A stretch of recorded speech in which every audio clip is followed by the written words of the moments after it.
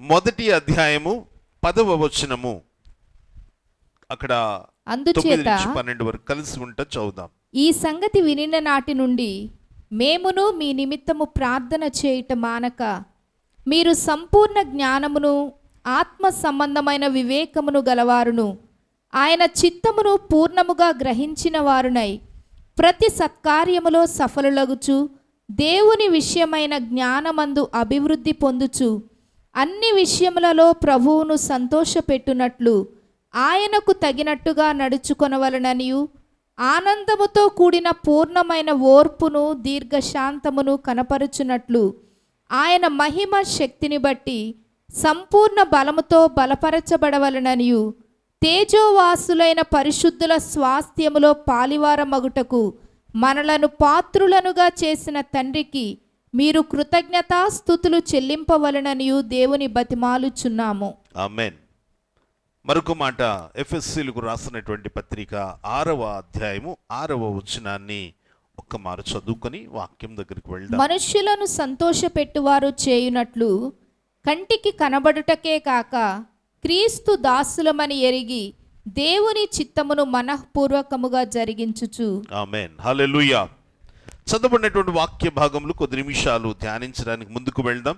నేను సందర్భాన్ని మీకు తప్పనిసరిగా తెలియజేస్తాను. చిన్న ప్రార్థన చేసుకుందాం.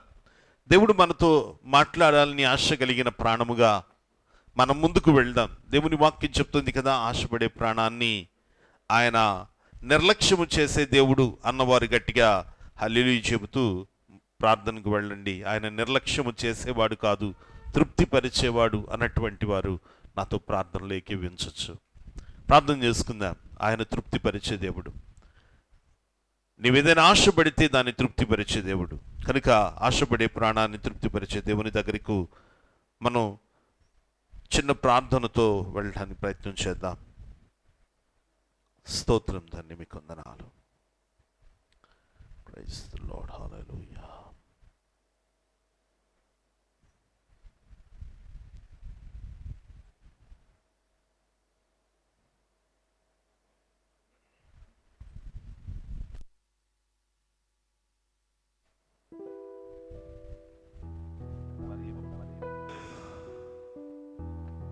స్తోత్రం తండ్రి.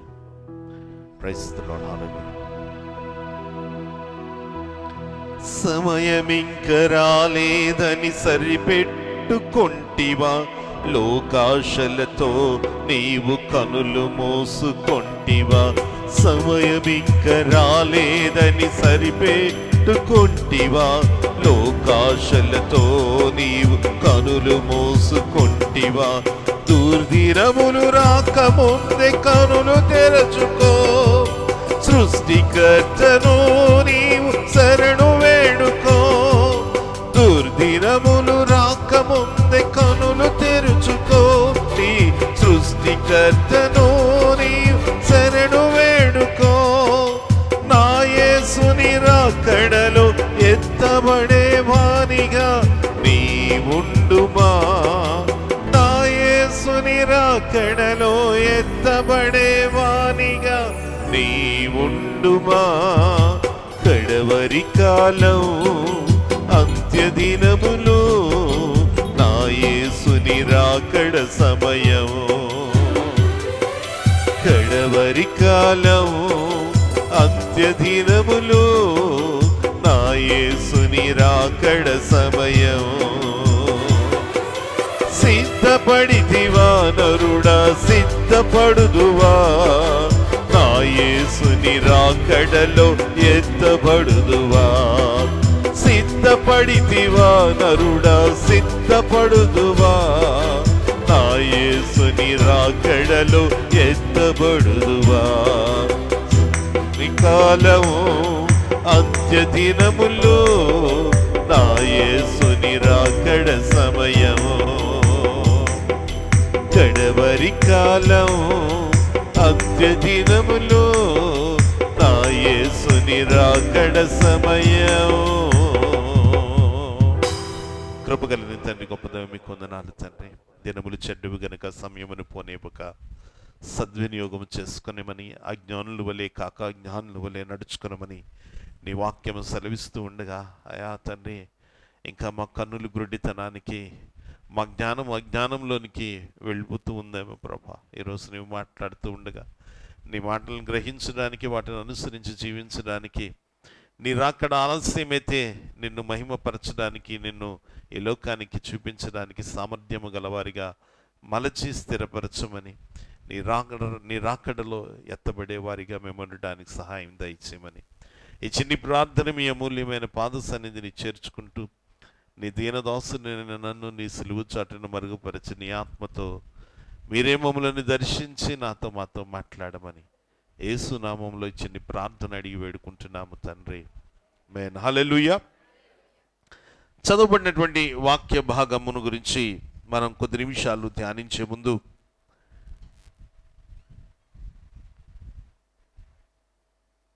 ఈరోజు దేవుని వాక్యంలో ఉద్దేశాన్ని నేను మీతో చెప్పాలని ఆశపడుతున్నాను. 2 వాక్య భాగాలను మనం చదువుకున్నాం. ఒకటి కొలస్సీలకు రాసినటువంటి పత్రిక 1వ అధ్యాయంలో 9 నుంచి 12 వచనాల మధ్య ఉన్నటువంటి వచ్చిన భాగాన్ని, అలాగే ఎఫెసీయులకు రాసినటువంటి పత్రిక 6వ అధ్యాయంలో 6 వచనాన్ని మనం చదువుకున్నాం. ఈ రెండిట్లో కూడా కామన్గా ఒక విషయాన్ని మనం చూడగలుగుతాం. కామన్గా ఏంటంటే, ఇక్కడ భక్తుడైనటువంటి పౌలు ఎఫెసీల సంఘముతో మాట్లాడుతూ, మనము మనుష్యులను సంతోషపెట్టువారు చేయనట్లు కంటికి కనబడుటకే కాక క్రీస్తు దాసులమనే ఎరిగి దేవుని చిత్తమును మనఃపూర్వకముగా జరిగించాలి అన్నటువంటి విషయాన్ని,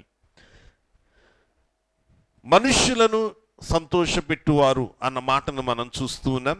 ఇక్కడ కొలస్సీలకు రాసినటువంటి పత్రికలో దేవుని వాక్యం చెప్తుంది కదా, మనము అన్ని విషయములలో ప్రభువును సంతోషపెట్టినట్లు ఆయనకు తగినట్లుగా నడుచుకునవలెను అన్న మాటను మనం చూస్తూ ఉన్నాం. సంతోషపెట్టే అనుభవము. ఈరోజు ఈ మాటను గురించి కొద్ది నిమిషాలు మనం మాట్లాడుకుందాం. మనము మన ఆత్మీయ జీవితంలో ఎవరిని సంతోషపెట్టే వారంగా ఉంటున్నాం? దేవునిని సంతోషపెట్టే వారంగా ఉంటున్నావా, లేదంటే మన చుట్టూ ఉన్నటువంటి మనుషులను సంతోషపెట్టే వారముగా ఉంటున్నామా? యేసుక్రీస్తు వారు ఒకసారి ఒక ఉపమానాన్ని చెప్తారు. మత్తయి సువార్త 6వ అధ్యాయంలో మనకు కనబడుతుంది. ప్రార్థన చేసేటప్పుడు మీరు మూలల్లో నిలబడి మనుష్యుల దృష్టికి కనబడాలి అని, వారిని సంతోష పెట్టాలని ప్రార్థన చేస్తూ ఉంటారు. అది దేవునికి ఇష్టమైన ప్రార్థన కాదు. ఉపవాసం చేస్తారు మనుష్యులు మిమ్మల్ని గమనించాలని, అది దేవునికి ఇష్టమైన ఉపవాసము కాదు అని చెప్పడం మనం చూస్తాం. ఈ మాటల్లో ఆంతర్యము ఏమిటి అంటే, మనము మనుష్యులను లక్ష్యము చేస్తూ మనుష్యులను సంతోషపెట్టడానికి ఒకవేళ ఏ భక్తి అనుభవానికైనా వెళ్తూ ఉన్నట్లయితే అది ప్రయోజనకరము కాదు అని చెప్పడానికి ఈ వాక్యము మన ముందుకు తీసుకురాబడింది. మనము మన ఆత్మీయ జీవితంలో లేదంటే శారీరక జీవితంలో ఎవరిని సంతోషపెట్టాలని మనం అనుకుంటున్నాం? ఒక పెద్ద ఆయన లూకాసు వార్తలు కనబడతాడు. ఆ సంవత్సరం ఆయన పంట చాలా బాగా పండిందట. పండినటువంటి పంటను చూసి ఆయన తన ప్రాణంతో చెప్తున్నాడు, నువ్వు తినుము, తాగుము, సంతోషించుము. ఎవరితో చెప్తున్నాడండి? చాలాసార్లు మనం కూడా మనతో మనం చెప్పుకుంటూ ఉంటాం సంతోషించు అని. జరుగుతున్న అనుభవాలను చూసి, శారీరకమైన ఆనందాలను చూసి మనం అనుకుంటూ ఉంటాం సంతోషించు అని. ఈ లోకంలో సంతోషించడం తప్పేమీ కాదండి. ఒక సేవకునిగా నేను చెప్పాలనుకున్న మాటను నేను మీకు చెబుతున్నాను. ఈ లోకపు ఆనందాలు తప్పేమీ కాదు. ఈ లోకపు ఆనందము, ఈ లోకపు సంతోషము నిన్ను దేవుని దగ్గరికి చేర్చకుండా ఆపేసే అవకాశం ఉందేమో, అది జాగ్రత్తగా చూసుకో. దేవునితో నీకున్న రిలేషన్షిప్ని కట్ చేసేస్తుందేమో, ఒకసారి ఆలోచన చేసుకో. ఇక్కడ భక్తుడు ఆ మాటనే తెలియచేస్తూ ఉన్నాడు. ఎఫెసీయుల పత్రికలో ఆయన చెప్తున్నాడు కదా, 6వ వచనంలో 6వ అధ్యాయంలో, మనుషులను సంతోషపెట్టువారు చేయనట్లు కంటికి కనబడుటకే కాక క్రీస్తు దాసులమని ఎరిగి దేవుని చిత్తము మనఃపూర్వకముగా జరిగించుచు మనుష్యులకు చేసినట్లు కాక ప్రభువునకు చేసినట్లే ఇష్టపూర్వకముగా సేవ చేయండి. మనుషుల కోసం కాదు నువ్వు చేయాల్సిన కార్యము. నీ భక్తి లేదంటే నువ్వు చేస్తున్న మంచి కార్యాలు మనుషులను దృష్టించి లేదంటే మనుష్యులను సంతోషపెట్టడానికి నువ్వు చేయకు. నువ్వు సంతోషపెట్టాల్సింది ఎవరిని అంటే నిన్ను సృష్టించిన నీ దేవుణ్ణి. హల్లెలూయా.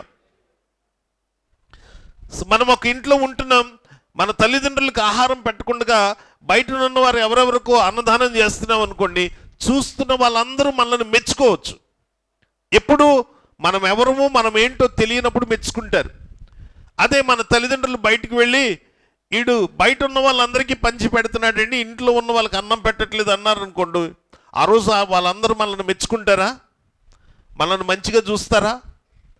తల్లిదండ్రులకు పెట్టని వాడు బయటకు వచ్చి పెడుతున్నాడు అంటారు కదా. అలాగే దేవునిలో ఉన్నటువంటి నీవు నేను దేవునిని లక్ష్యము చేయకుండా లేదంటే దేవునిని సంతోషపెట్టేవారు కాకుండా ఈ లోకాన్ని సంతోషపెట్టేవారముగా మనం జీవిస్తూ ఉన్నట్లయితే ఈరోజు వారి యొక్క ఫలితాన్ని నేను మీకు తెలియచేయడానికి ఇష్టపడుతున్నాను.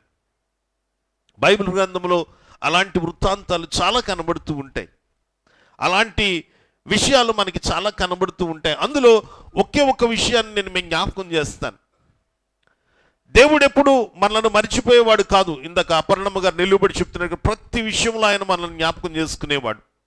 ప్రతి విషయంలో మనకు మేలు చేయాలని ఆశపడేవాడు. ఈరోజు మనం ఇంత సంతోషంగా ఉన్నామంటే ఆయన కృప వలన మాత్రమే. నమ్మిన వారు గట్టిగా హల్లెలూయా చెబుదాం. దేవుని కృప లేకుండా మనం ఈ అనుభవాన్ని అనుభవించలేం. ఆయన మనల్ని ప్రేమించాడు గనుక మనకు ఒక దినాన్ని బహుమానంగా ఇచ్చాడు. మనకు ఒక రోజు ఆయన సన్నిధిలో గడపగలిగే భాగ్యాన్ని ఇచ్చాడు. ఈ ఆనందాన్ని పొందుకునే కృప అనుగ్రహించాడు. ఎంతోమంది మనకన్నా గనులు గొప్పవారు ఈరోజు ఇలాంటి సంతోషాన్ని పొందలేక ఆయా బలహీనతల చేత హాస్పిటళ్లలోనో ఇళ్లలోనో ఇబ్బంది పడుతూ ఉన్నవారు ఎంతోమంది ఉన్నారు. ఆ స్థితి దేవుడు నీకు కలిగించకపోవటానికి కారణం ఏంటో తెలుసా? దేవుడు నిన్ను ప్రేమిస్తున్నాడు గనక. ఈరోజు ఈ మాటను చెప్పడానికి ఇష్టపడుతున్నాను. అయితే దేవుడు నిన్ను ప్రేమిస్తున్నాడు గనక నీవు కూడా దేవునిని సంతోషపెట్టేవానిగా ఉండాలి. బైబిల్ గ్రంథంలో సొలొమోను గురించి ఒక మాట నేను చెప్తాను. మొదటి రాజుల గ్రంథం 3వ అధ్యాయం మనం తెరిచి చూసినట్లయితే అక్కడ సొలొమోను రాజు దేవుని సన్నిధిలో చేసిన ఒక ప్రార్థనకు దేవుడు సొలొమోనుతో మాట్లాడుతున్న ఒక మాటను నేను మీకు చూపించాలని ఆశపడుతున్నాను. 3వ అధ్యాయం దగ్గరకు వస్తే అక్కడ 3వ అధ్యాయము 10వ వచనాన్ని మనం చూస్తే అక్కడ అంటాడు, సొలొమోను చేసిన ఈ మనవి ప్రభువునకు అనుకూలమాయను గనుక దేవుడు అతనికి ఈలాగు సెలవిచ్చెను. ఏమనిచ్చాడు? దీర్ఘాయువునైనను ఐశ్వర్యమునైనను నీ శత్రువుల ప్రాణమునైనను అడుగక న్యాయములను గ్రహించుటకు వివేకము అనుగ్రహింపుమని నీవు అడిగితివి. నీవు ఈలాగు అడిగినందున నీ మనవి ఆలకించుచున్నాను. బుద్ధి వివేకములు గల హృదయము నీకిచ్చుచున్నాను. పూర్వీకులలో నీ వంటివాడు ఒకడును లేడు, ఇక మీదట నీ వంటివాడు ఒకడును ఉండడు. మరియు నీవు ఐశ్వర్యమునైనను ఘనతనైనను ఇమ్మని అడుగకపోయినను నేను వాటిని కూడా నీకిచ్చుచున్నాను. అందువలన నీ దినములన్నిటిను రాజులలో నీ వంటివాడు ఒకడైనను ఉండడు. మరియు నీ తండ్రి అయిన దావీదు నా మార్గములలో నడిచి నా కట్టడలను నేను నియమించిన ధర్మమంతటిని గైకొనినట్లు నీవు నడచి వాటిని గైకొనిన ఎడల నిన్ను దీర్ఘాయుష్మంతునిగా చేసేదను అని. హల్లెలూయా. ఇది సొలొమోనుకి దేవుడిచ్చినటువంటి చక్కటి వాగ్దానం. ఎందుకు ఇచ్చాడు అంటే దేవుని సన్నిధిలో ఒక నిస్వార్థమైన ప్రార్థన చేశాడండి. సాధారణంగా భక్తి జీవితాల్లో ప్రారంభ దశల్లో మనం ఎలా ఉంటామో సొలొమోను కూడా అలానే కనబడుతున్నాడు. భక్తిలోనికి వచ్చినప్పుడు లేదంటే దేవుణ్ణి అనుసరించడం ప్రారంభించినప్పుడు చాలా విరివిగా దేవునితో సహవాసం చేస్తూ ఉంటాం. ఈ లోకంలో ఎన్ని పనులున్నా ఎన్ని అవసరాలున్నా మొదట స్థానము దేవునికే ఇస్తూ ఉంటాం. ఇది సాధారణంగా విశ్వాసపు పరిమళించే అనుభవంలో ఉండేటటువంటి స్థితి.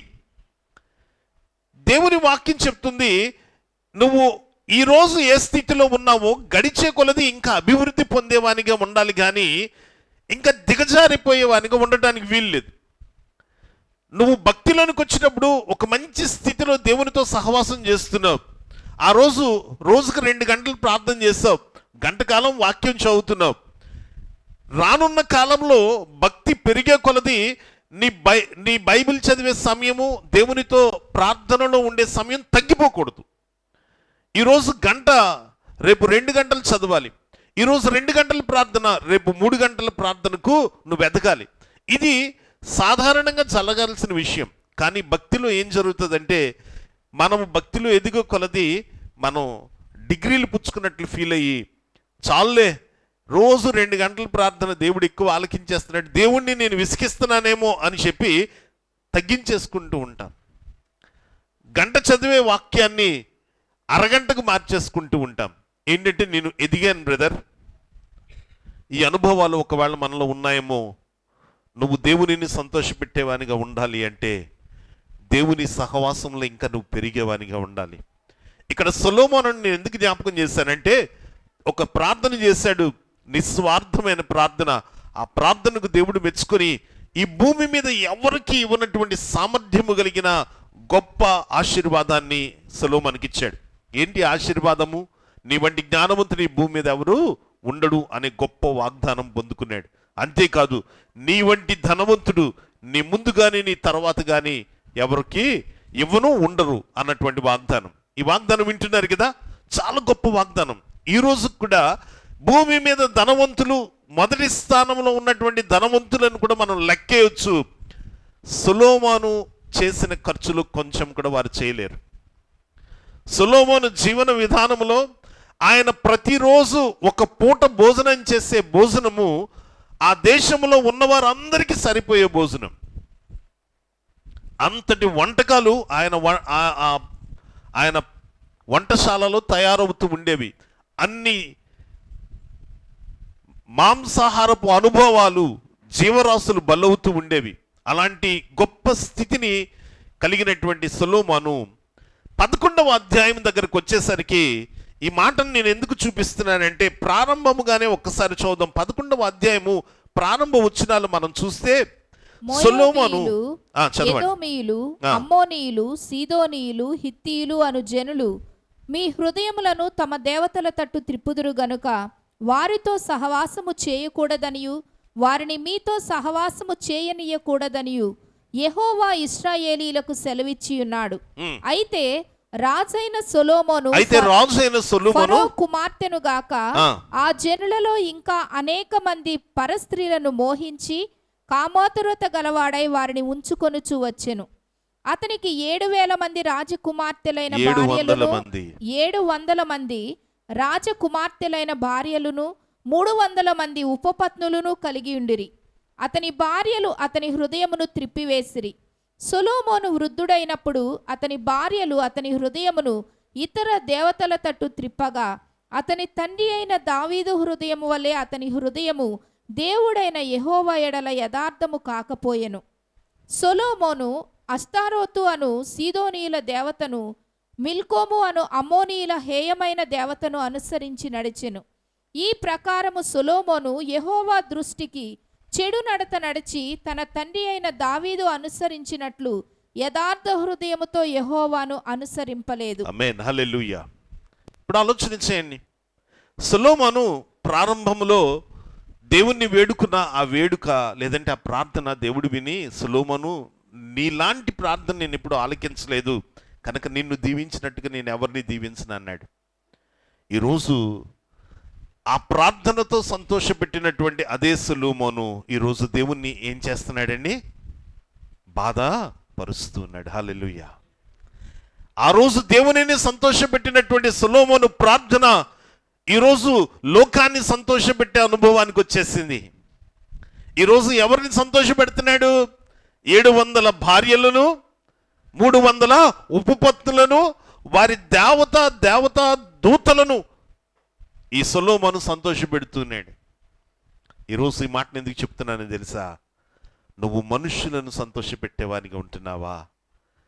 దేవునిని సంతోషపెట్టేవానిగా ఉంటున్నావా? ఒకసారి నువ్వు పరీక్షించుకో. చాలాసార్లు ఈ మాటకు వచ్చేసరికి కొన్నిసార్లు మనం సమస్యల మీదకి వస్తే తెలుస్తుంది పాస్టర్ గారు అనేటటువంటి ప్రశ్న కూడా ఉంటుంది. ప్రశ్న లేకుండా అయితే ఉండదు. నేను ఒక మాట చెప్తాను, గమనించండి. అబ్రహాము అనేటటువంటి వ్యక్తిని మనం ఎరిగిన వారమే. అబ్రహాము గారు బైబిల్ గ్రంథంలో 11వ అధ్యాయం చివరిలో మనకు పరిచయం అవుతారు. అక్కడి నుంచి మొదలుకొని బైబిల్ చివరి వరకు అబ్రహాము గురించి మాట్లాడుకుంటూ ఉంటాం. మాట్లాడుకోవటానికి కారణం ఏంటో తెలుసా? 75 సంవత్సరాలు కలిగినటువంటి అబ్రహాము 75 సంవత్సరాల వయసులో అప్పటికే రమారమిగా 35 సంవత్సరాల నుంచి పిల్లలు లేక గుడ్రాలు అనేటటువంటి ఒక స్టాంపు పడిపోయిన భార్యతో సమాజంలో జీవిస్తూ అనేకమైన దేవతలను దేవుళ్లను పూజించినటువంటి వాడు. వాళ్ళు దేవుళ్లను తయారు చేసి విగ్రహాలను అమ్మేటటువంటి వారు. కనుక అబ్రహాము తానున్నటువంటి ఆ వ్యవస్థలో ఆయన పూజిస్తున్న ఆ యొక్క అనుభవాలలో ఏ దేవుని యొక్క విజ్ఞాపన లేదంటే ఏ దేవుని యొక్క ఏమంటారు ఆశీర్వాదము తనకు కలగకపోవడంతో అబ్రహాము విసిగి వేసారి దేవుళ్లను వెతుకుతూ ఉన్న కాలంలో ఆయనతో యెహోవా దేవుడు మాట్లాడాడు. ఏమనంటే, అబ్రహాము, నీవు ఉంటున్నటువంటి స్థలాన్ని, నీ జనులను, నీ ఇంటిని విడిచి బయలుదేరు, నేను చూపించే దేశానికి వెళ్ళు, నేను నిన్ను ఆశీర్వదిస్తాను. చూద్దాం ఒకసారి. ఆదికాండము 11వ అధ్యాయము 12వ అధ్యాయం ప్రారంభోచనాలు. యెహోవా, నీవు లేచి నీ దేశం నుండి నీ బంధువుల నుండి నేను నీకు చూపించు దేశమునకు వెళ్ళుము, నిన్ను గొప్ప జనముగా చేసి నిన్ను ఆశీర్వదించి నీ నామమును గొప్ప చేయుదును, నీవు ఆశీర్వాదముగా నుండు. ఆమేన్, హల్లెలూయా. దేవుడు అబ్రహాముతో చెప్తున్నాడు, నువ్వు ఇక్కడి నుంచి లేచి ప్రయాణం చేయి, నేను చూపించే దేశానికి వెళ్తే నేను నిన్నేం చేస్తానన్నాడు? ప్రారంభముగా గొప్ప జనముగా చేస్తాను. అప్పటికి వారికి పిల్లలు లేరు. 75 years పిల్లలు లేని అబ్రహాముతో దేవుడు చెప్తున్నాడు, గుడ్రాలైన తన భార్యకు జనములు కలిగినటువంటి తల్లిగా చేస్తానని, నిన్ను ఆశీర్వదిస్తానని చెప్పినప్పుడు ఇంతవరకు అనేక ప్రయత్నాలు చేసినటువంటి అబ్రహాము ఈ దేవుని స్వరము విన్నప్పుడు సాటిస్ఫై అయ్యాడు. లేచాడు, ప్రయాణం చేయడం మొదలుపెట్టాడు. అబ్రహాము ప్రయాణము పిల్లలు కలిగేసరికి ఎంత ప్రయాణం జరిగిందండి? 75వ సంవత్సరం నుంచి 100వ ఏట వరకు ప్రయాణాన్ని చేశాడు. అంటే ఎన్ని సంవత్సరాలు? రమారమిగా 25 years. 5 సంవత్సరాలు గడిచినప్పుడు నేను అనుకుంటున్నాను, నా మనసులో ఉన్నటువంటి విషయాన్ని చెప్తున్నాను. నాలాంటి వారు ఎంతో మంది వెళ్ళి అడుగుంటారు, ఏంటి దేవుడు దేవుడు అని దేవుణ్ణి మార్చా కదా, ఏం జరిగింది మేలని అడుగుంటారు కదా. ఈరోజు నీ జీవితంలో కూడా ఇలాంటి ప్రశ్న వస్తే ఏం చేయాలో దేవుని వాక్యం ఈరోజు నీతో మాట్లాడాలని ఆశపడుతుంది. అబ్రహాముని 10 సంవత్సరాల తర్వాత తన వెనుకే నడుస్తున్నటువంటి దాసులను ఉంటారు, ఈయన ఏదో దేవుడు దేవుడు అని ఆయన ఎవరినో పిలిచిన దగ్గరికి వెళ్తున్నాడండి, ప్రయాణం చేస్తున్నాడు, అక్కడున్న స్థితే ఇక్కడ కూడా ఉంది, ఇంకా దీన స్థితిలోనికి వెళ్ళిపోతున్నాడు అబ్రహాము అని అనుకుని ఉంటారు. ఈ మాటలు అబ్రహాముకు వినబడిన అబ్రహాము ఏమాత్రము చలనము చెందలేదు. ఈరోజు దేవుని సన్నిధిలో ఎదుగుతూ నీకు రావలసిన ఆశీర్వాదం ఊహించినట్లుగా రాకపోయేసరికి చుట్టూ ఉన్న మాటలు విని అవ్వలాగా నీ ఆత్మీయ స్థితిలో పడిపోతూ ఉన్నావేమో. దేవుని మహిమపరిచే అనుభవంలో నుంచి సొలొమోనులా లోకాన్ని మహిమపరిచే అనుభవానికి దిగజారిపోతున్నావేమో. దేవుడు నీ విశ్వాసాన్ని బలపరచడానికి ఈరోజు నీతో మాట్లాడుతున్నాడు. నీ విశ్వాసాన్ని పరీక్షిస్తున్న దేవుని మాటలు నువ్వు ఆలకిస్తే ఈ మాటలు నీ విశ్వాసాన్ని బలపరుస్తాయి. దేవుని వాక్యం చెప్తుంది కదా, వినుట వలన ఏం కలుగుతుందండి? వినుట వలన విశ్వాసం కలుగుతుంది.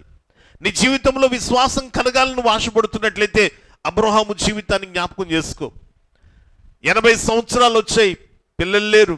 85 సంవత్సరాలు వచ్చాయి, పిల్లలు లేరు, వృద్ధుడైపోతున్నాడు. 90 సంవత్సరాలు వచ్చాయి, పిల్లలు లేరు. చుట్టూ ఉన్నవారు ఇంకా అబ్రహాముకి పిల్లలు పుట్టే అవకాశం లేదు, డిసైడ్ చేస్తారు. సర్వసాధారణంగా 90 years అంటే వాళ్ళని నడవడమే కష్టం కదా, ఇంకా పిల్లలేం పుడతారు? ఇంకా అబ్రహాముకి పిల్లలు పుట్టే అవకాశం లేదు, షారాకు కూడా అవకాశం లేదు అని డిసైడ్ చేసి ఎంతోమంది వారిని హేళన చూస్తుంటారు నన్ను అడిగితే. కానీ ఆ స్థితిలో కూడా అబ్రహాము తాను నమ్మిన దేవుని నుంచి కదలలేదు. హల్లెలూయా. ఈరోజు నీ విశ్వాసం అలా ఉందా?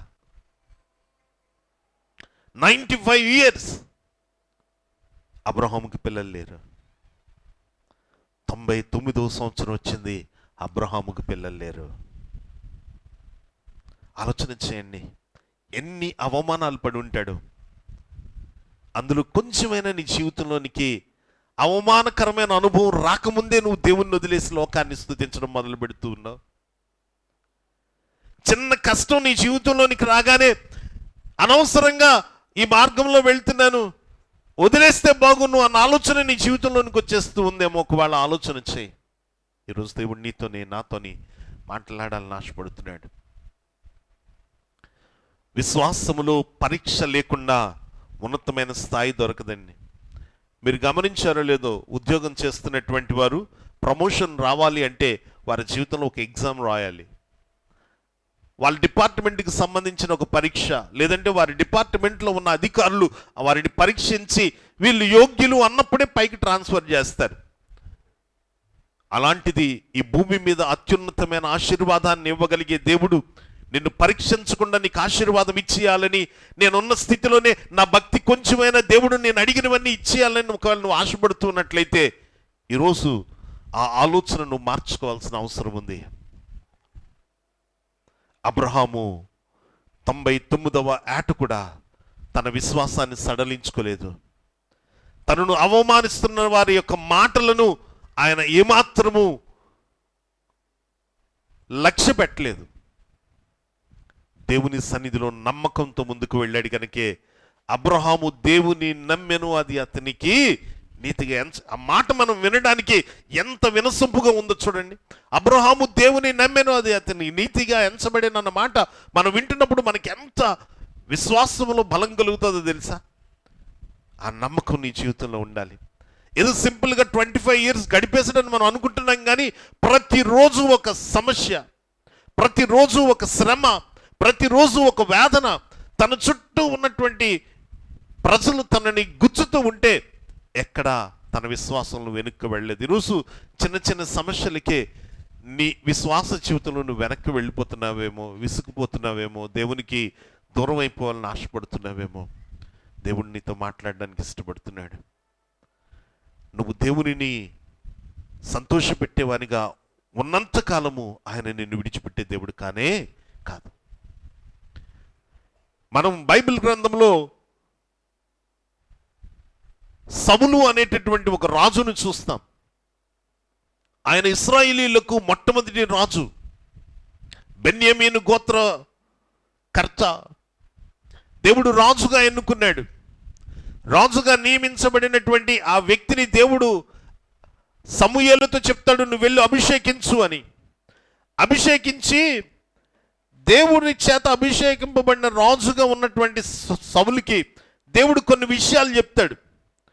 యుద్ధానికి వెళ్ళేటప్పుడు ఆయన కొన్ని నిబంధనలు చెప్తాడు. సౌలు అంతవరకు దేవుని ఇష్టానుసారంగా నడిచినటువంటి వ్యక్తే, కానీ ఈ లోకపు అనుభవాలు లేదంటే లోకంలో ఉండే గొప్పతనాలు చూసినప్పుడు సౌలు దేవుని యొక్క మాటను నిర్లక్ష్యం చేస్తాడు. ఎప్పుడైతే దేవుని మాటను నిర్లక్ష్యం చేశాడో ఆ మరుక్షణమే సౌలు జీవితంలో భయంకరమైన ప్రతికూల అనుభవానికి దారి తీసే స్థితికి వెళ్ళిపోతాడు. మనం చూస్తాం సమూయేలు గ్రంథంలో సౌలుని గురించినటువంటి ఒక చక్కటి విషయం.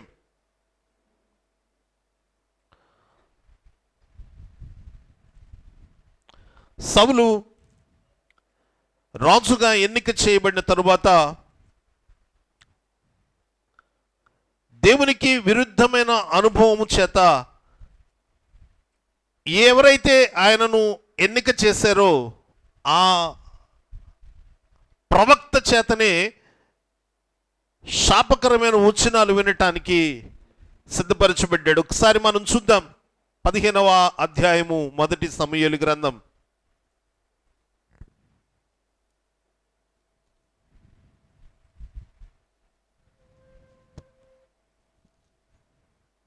ఇరవై 22 వచనాన్ని మనం చదువుదాం. అందుకు సమూయేలు తాను సెలవిచ్చిన ఆజ్ఞను ఒకడు గైకొనుట వలన యెహోవా సంతోషించునట్లు ఒకడు దహన బలులను అర్పించుట వలన ఆయన సంతోషించున ఆలోచించు బలులు అర్పించుట కంటే ఆజ్ఞను గైకొనుటయు పొట్టేళ్ల క్రొవ్వు అర్పించుట కంటే మాట వినుటయు శ్రేష్టము. తిరుగుబాటు చేయుట సోది చెప్పుటయను పాపముతో సమానము. మూర్ఖతను అగపరుచుట మాయా విగ్రహము గృహదేవతలను పూజించుటతో సమానము.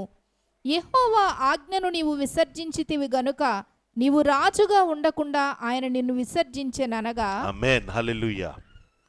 సౌలు జీవితంలో తానే సిద్ధపరిచి రాజుగా ఎన్నిక చేసినటువంటి దేవుడు ఈరోజు సౌలుని ఎందుకు తన స్థాయిలో నుంచి తీసేశాడో తెలుసా?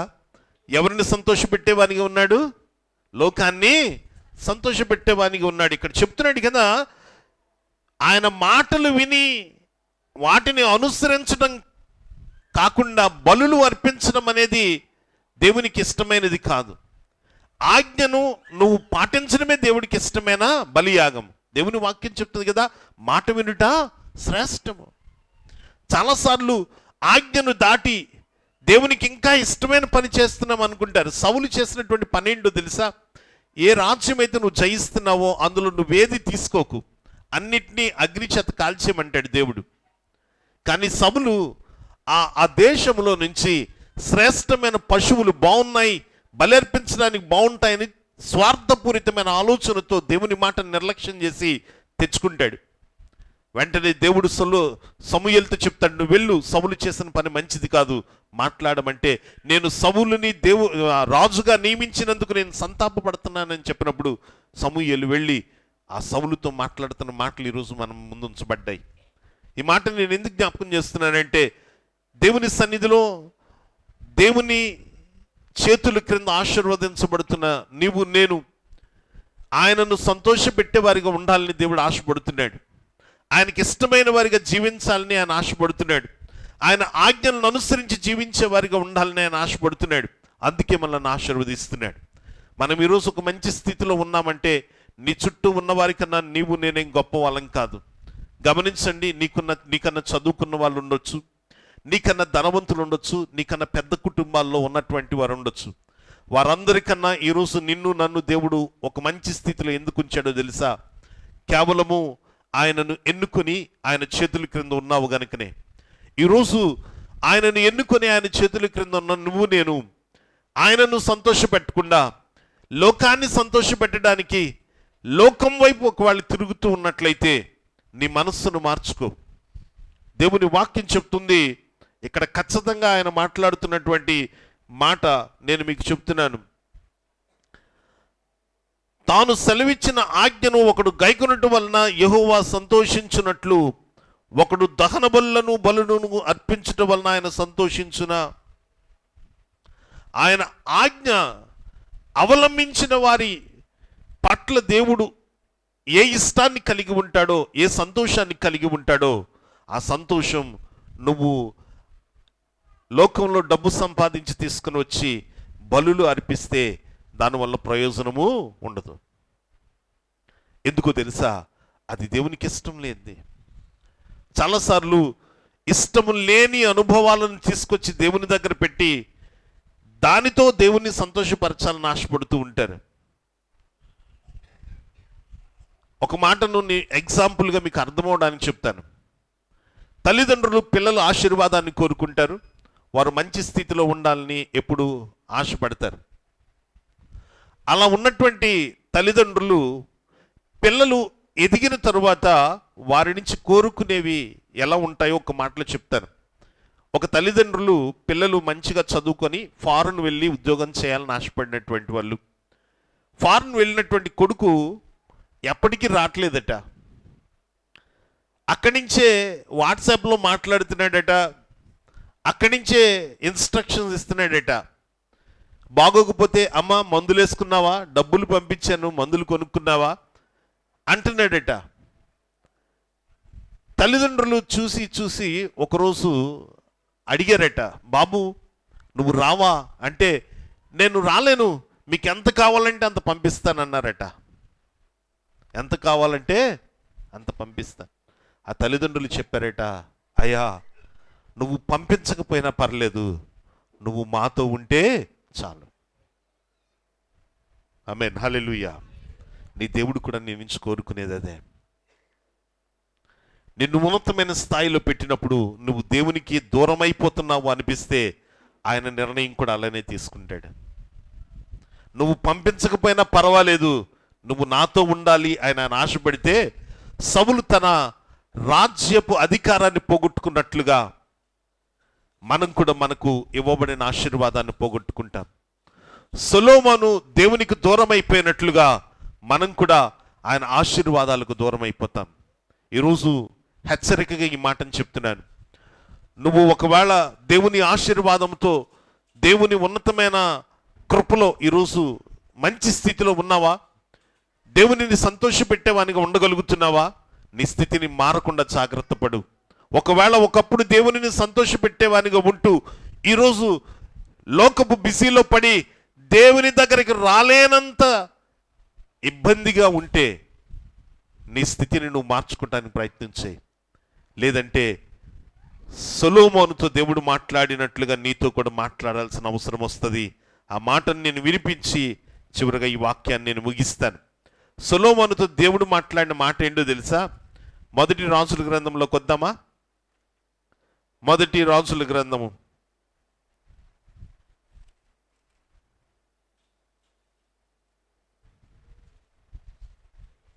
9వ వచనం, 11:9. ఇశ్రాయేలీయుల దేవుడైన యెహోవా అతనితో రెండు మారులు ప్రత్యక్షమై నీవు ఇతర దేవతలను వెంబడింపవలదని అతనికి ఆజ్ఞాపించినను సొలొమోను హృదయము ఆయన యొద్ద నుండి తొలగిపోయెను. యెహోవా తనకిచ్చిన ఆజ్ఞను అతడు గైకొనకపోగా. ఆమేన్, హల్లెలూయా. యెహోవా అతని మీద ఏం చేశాడండి? కోపగించాడు. ఆ తర్వాత మీరు ఇంటికి వెళ్ళిన తర్వాత చదువుకోండి. అతనికి ఇవ్వబడిన ఆశీర్వాదాలు అతని నుంచి తొలగించబడ్డాయి. కనుక ఈరోజు మనం ఎవరిని సంతోషపెడుతున్నాం? దేవునినా, లోకాన్నా? ఒకవేళ ఒకప్పుడు దేవుణ్ణి సంతోషపెట్టే నీ జీవితం ఈరోజు లోకాన్ని సంతోషపెట్టడానికి ప్రయత్నిస్తున్నట్లయితే మార్చుకొని జీవితాన్ని. నువ్వు లోకాన్ని సంతోషపెట్టడానికి కాదు, దేవుణ్ణి సంతోషపెట్టడానికి దేవుడు నిన్ను ఎన్నుకున్నాడు. ఆమేన్. నమ్మిన వారి మాటను అంగీకరించి తలలో ఉంచుకుందాం. చిన్న ప్రార్థన చేద్దాం. నేను దేవుని చేత ఎన్నిక చేయబడ్డాను దేవుణ్ణి సంతోషపెట్టడానికి. దేవుడు నాకు ఒక చక్కటి వరాన్ని ఇచ్చాడు ఆయనను సంతోషపెట్టడానికి. దేవుడు నాకు ఒక తలాంతునిచ్చాడు ఆయనను సంతోషపెట్టడానికి. ఈరోజు నేను ఆయనను కాకుండా లోకాన్ని సంతోషపెట్టడానికి ప్రయత్నం చేస్తున్నాను. నా పనుల భారాన్ని బట్టి దేవునిని నిర్లక్ష్యం చేస్తున్నాను. నాకున్నటువంటి ఒత్తిడిని బట్టి దేవుని దగ్గరకు వెళ్ళలేకపోతున్నాను అని నువ్వు అనుకుంటున్నట్లయితే ఆయన నిన్ను బట్టి సంతాపపడనివ్వకు. నీకు ఇచ్చిన ఆశీర్వాదమును బట్టి తిరిగి ఆయన నిన్ను వెనుకకు స్థితికి తీసుకుని వెళ్ళిపోయే అనుభవానికి వెళ్ళకు. ఈరోజు దేవుడు నిన్ను నీ స్థితిని ఇంకను ఆశీర్వదించడానికే నీతో మాట్లాడుతున్నాడు. సొలొమోనుతో 2 మార్లు మాట్లాడినా సొలొమోను మారలేదు. కనుకనే తన స్థితిని వెనుకకు తీసుకున్నాడు. ఒకవేళ వినుంటే నిన్ను ఆశీర్వదించేవాడేమో. ఒకవేళ వినుంటే ఇంకా నూరంతుల దీవెనలతో నింపబడేవాడేమో.